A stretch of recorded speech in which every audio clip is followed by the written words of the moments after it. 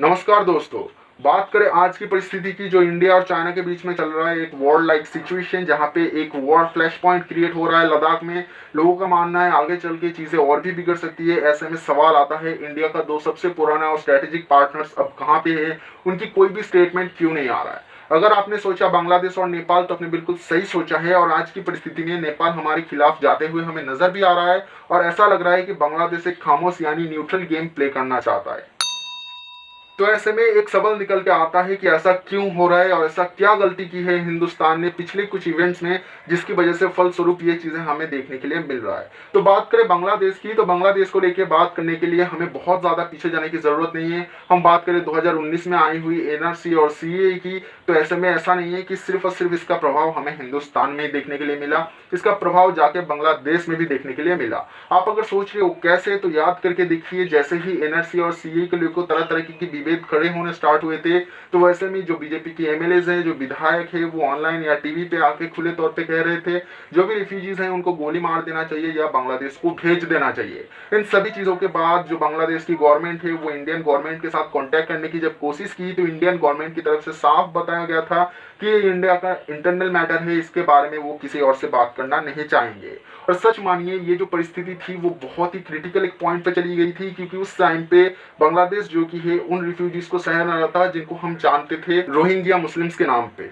तो ऊपर से इंडिया से प्रताड़ित किए हुए लोगों को बांग्लादेश नहीं समझ सकता था, और इन्हीं चीजों को लेके बांग्लादेश और इंडिया के बीच में काइंड ऑफ टकरार या फिर जो मतभेद है वो क्रिएट होना स्टार्ट हो गया था। इसका फलस्वरूप हमें कुछ और चीजें भी देखने के लिए मिला। जब हमारे देश का प्राइम मिनिस्टर बांग्लादेश विजिट में गए थे, तो उस दिन बांग्लादेश पे एक प्रोटेस्ट ऑर्गेनाइज किए गए थे। हमारा मेन स्ट्रीम मीडिया इस चीज को पूरी तरीके से दबा दिए थे, लेकिन आज मैं आपको समझाने की कोशिश करता हूँ। उस प्रोटेस्ट में एक ऐसा इंडिया की छवि देखने के लिए मिला था जो एक्चुअली में है नहीं।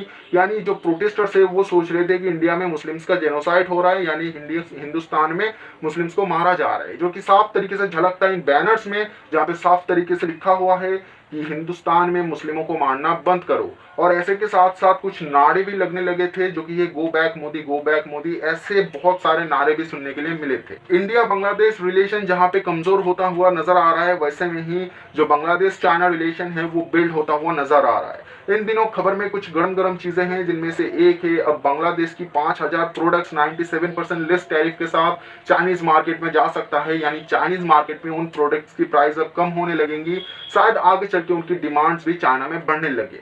ऐसा ये कोई नई चीज नहीं है, इसका एक्सेस बांग्लादेश को मौजूद है, हिंदुस्तान के लिए भी। लेकिन अभी जो स्ट्रेटेजिकली सिचुएशन चल रहा है, जो वर्ल्ड लाइक सिचुएशन क्रिएट हो रहा है, ऐसे समय पे हम ऐसी छोटी छोटी चीजों को भी इग्नोर नहीं कर सकते, क्योंकि ऐसी चीजें ही एक रिलेशन को बिल्ड करता है या फिर खराब करता है। नेपाल और इंडिया का रिलेशन किसी भाई भाई के रिलेशन से कम नहीं है।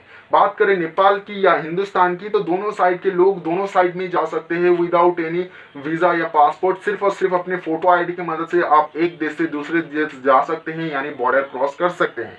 और सच मानिए, ऐसा दुनिया में बहुत कम देश हैं जिनके आपस में ऐसा रिलेशन बिल्ड होता है, और ये चीजें करने में अच्छा खासा टाइम और रिसोर्सेज चले जाते हैं। ऐसा ट्रस्ट बिल्ड करने में दो देशों के बीच में काफी समय लग जाता है। हमारा रिश्ता सिर्फ यहीं तक नहीं है, इससे आगे बढ़ के कई ज्यादा है। हमारी जो आर्मी है, वहां पे गोरखा राइफल्स जो पोस्ट है, एक्चुअली वो क्रिएट किए गए थे ऐसे नेपालियों के लिए ही। जो नेपाली पर्सन है उनके लिए हमारी देश की आर्मी में स्पेशल जगह भी है। तो सोच सकते हो हमारा रिलेशन कितना ज्यादा स्ट्रॉन्ग था जो नेपाल है उसके साथ। और ऐसा होने का कई ज्यादा रीजंस भी है, क्योंकि नेपाल के पास कई ऐसी जगहें हैं जो काफी हाई पीक पे आता है। माउंटेन क्लाइंबिंग करने के बाद उनके ऊपर कोई पहुंच जाए, तो वहां से चाइना के ऊपर नजर रखना काफी ज्यादा आसान हो जाता है। लेकिन बात करें रिसेंट कुछ इवेंट्स की, जहां पे नेपाल पूरी तरीके से ब्लेम कर रहा है हिंदुस्तान को उसके अंदर जो कोरोना स्प्रेडिंग हो रहा है उसकी वजह से, या फिर जो नई मैप उसने रिलीज की है जिसके अंदर काला पानी रीजन को वो अपना जगह दिखा रहा है। तो ऐसे में ये सारी चीजें साफ हो जाता है कि धीरे धीरे अब नेपाल हिंदुस्तान के खिलाफ जाना स्टार्ट कर दिए हैं या फिर हो रहा है। और ये सभी चीजें ये सोचने पे मजबूर कर ही रहे हैं हमें कि बांग्लादेश और नेपाल एक्चुअली में क्या हिंदुस्तान के लाइज हैं, हिंदुस्तान के स्ट्रेटेजिक पार्टनर्स हैं, या फिर चाइना के। ऐसे में काफी एक मजेदार सवाल भी निकल के आ रहा है, जो बड़े बड़े न्यूज़लेट्स है जहां पे एक्चुअली में इन सब चीजों के बारे में बात हो रहा है, जैसे कि times of India, the wire, business today, ऐसे जो न्यूज पोर्टल्स है, आप अगर वहां पे जाओगे तो कुछ ऐसी पोस्ट आपको मिलेगा जहां पे बांग्लादेश नेपाल के साथ इंडिया की जो रिलेशंस खराब हो रहे हैं उनके बारे में एक्चुअली में बातें किए जा रहे हैं। और उनकी कमेंट सेक्शन में चेक करोगे तो वहां पे लोग ये कहते हुए पाए जा रहे हैं कि एक्चुअली में बांग्लादेश और नेपाल के पास है क्या, ये तो ना कोई बड़ी इकोनॉमिक पावर है, ना ही सुपर पावर है, ना कि इनकी इन्फ्लुएंस बहुत ज्यादा है, तो इनके पास एक्चुअली कुछ नहीं है, तो इनसे फर्क क्या पड़ता है हमारे साथ हो या फिर ना हो। और वही बात करें हिंदुस्तान की, तो हिंदुस्तान के साथ आज के समय पे रसिया है, इजराइल है, जर्मनी है, जापान है, अब तो यूएस भी है हमारे साथ में। बात आपकी कहीं ना कहीं सही तो है, लेकिन एक चीज आपको सोचना चाहिए, इनमें से जो 3 कंट्री है यानी रशिया, अमेरिका और इजराइल, ये हमारे साथ इसलिए जुड़ गए हैं क्योंकि हम इनसे बहुत बड़ी अमाउंट में जो कि ये असला बारूद और हथियार खरीदते हैं। एक बार सोच के देखिए, जंग जैसी एक परिस्थिति में हम अरबों करोड़ों की डील करेंगे इनसे, और इनसे जो भी हथियार खरीदेंगे उनके लिए इनको पैसा देंगे, यानी हम अपना बट्ठा बैठा लेंगे लेकिन इनको अमीर करते जाएंगे, और जंग से एक्चुअली इन लोगों को फायदा है तो ये हमें सपोर्ट तो करेंगे ही।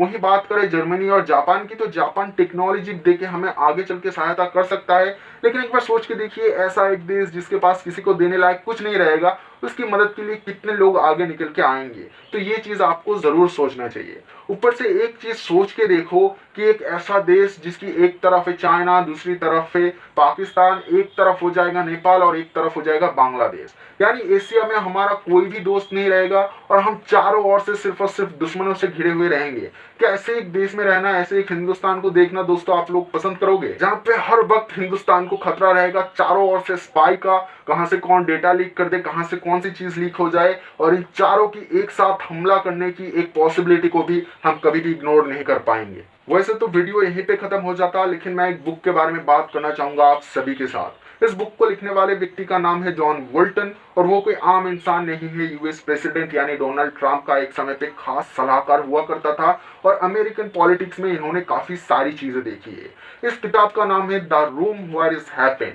और एक चीज आप जान लो, ये किताब को रोकने के लिए यूएस गवर्नमेंट ने काफी ज्यादा कोशिशें की थी, एड़ी से लेकर चोटी तक की जोर लगा दी थी ताकि ये किताब कभी भी पब्लिश ना होने पाए, फिर भी ये किताब आज लोगों के सामने है। और इस किताब की कुछ पन्नों में ऐसी बातें लिखी हुई है जिसको आप अगर सच मानो तो यूएस चाइना रिलेशन जैसा दिखता है वैसा है नहीं, क्योंकि यहाँ पे जॉन वोल्टन साफ तरीके से कहते हैं कि डोनाल्ड ट्रंप हेल्प मांगे थे चाइनीज प्रेसिडेंट शी जिनपिंग से अपनी इलेक्शन में जीतने के लिए।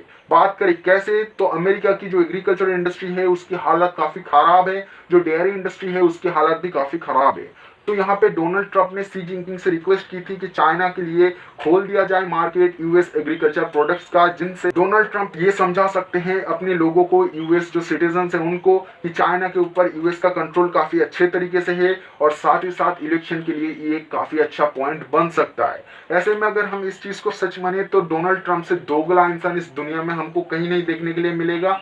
और इन चीजों की ही बेसिस पे हम अगर इंटरनेशनल रिलेशंस को देखें तो हर जगह पे पैसा छुपा हुआ है, तो कोई परमानेंट दोस्त नहीं होता आज के समय पे। बस इतना ही कह के मैं विदा लेना चाहूंगा इस वीडियो से, और इस बारे में आप क्या सोचते हो, आप किसको वाकई में इंडिया का स्ट्रेटेजिक अलाइज मान सकते हो, आप जरूर बताओ इस वीडियो के कमेंट सेक्शन में। मैं मिलूंगा दोबारा, तब तक के लिए अलविदा। और हाँ, हमारे एक फेसबुक पेज है जहाँ पे आप हमको फॉलो कर सकते हैं, वहाँ पे हम ऐसा कुछ वीडियो पोस्ट करते हैं जो यूट्यूब पे डालना पॉसिबल नहीं है या फिर कम्युनिटी गाइडलाइंस के अगेंस्ट आ जाता है। वीडियो को शेयर करो, लाइक करो और कमेंट करो। लाइक करने से दोस्तों मुझे समझ में आता है वीडियो आपको अच्छा लग रहा है या बुरा, और वीडियो बुरा लगे तो प्लीज डिसलाइक करो ताकि मुझे एटलीस्ट फीडबैक मिल सके कि वीडियो आपको कैसा लग रहा है।